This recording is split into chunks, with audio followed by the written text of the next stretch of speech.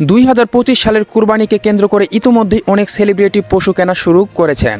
তবে এদের মধ্যে সবচেয়ে বেশি নজর কেড়েছেন পাকিস্তানের প্রাক্তন অলরাউন্ডার ও আইকনিক ক্রিকেটার শাহিদ আফ্রিদি। তিনি তার নিজস্ব খামার আফ্রিদি ক্যাটেল ফার্মের বিশাল আকৃতির কয়েকটি সার প্রস্তুত রেখেছেন কুরবানির জন্য। সম্প্রতি ভাইরাল হওয়া একটি ভিডিওতে দেখা যায় আফ্রিদি নিজ হাতে গরুগুলোর যত্ন নিচ্ছেন, খাওয়াচ্ছেন এবং ফার্মের ভেতরে হাঁটছেন। ভিডিওটি টিকটক এবং ইউটিউবে হাজার হাজার মানুষ দেখেছেন এবং মন্তব্য করছেন। আফ্রিদির ধর্মীয় অনুভূতি এবং এই আয়োজনের প্রতি তার আন্তরিকতা নিয়ে অনেকেই ধারণা করছেন। আফ্রিদি ক্যাটেল ফার্মের যে গরুগুলো দেখা গেছে তার মধ্যে কমপক্ষে একটি কুরবানির জন্য বাছাই করা হয়েছে এবং সেই গরুটির দাম হতে পারে আনুমানিক 15 থেকে 20 লক্ষ পাকিস্তানি রুপি।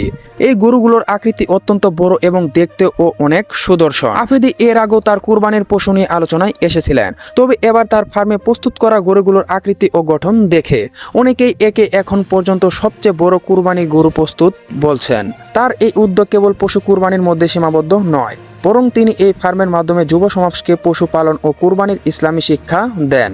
2025 সালের এই ঈদুল আজহায় শাহিন আফ্রিদি কুরবানির দৃশ্য আবারও সামাজিক মাধ্যমে আলোচনার কেন্দ্রবিন্দু। পরিশেষে একটা কথাই বলতে চাই, কার কুরবানি আল্লাহ তাআলা পছন্দ করবেন সেটা কেউ বলতে পারবে না। 1 কোটি হোক সেটা আর 2 লাখ।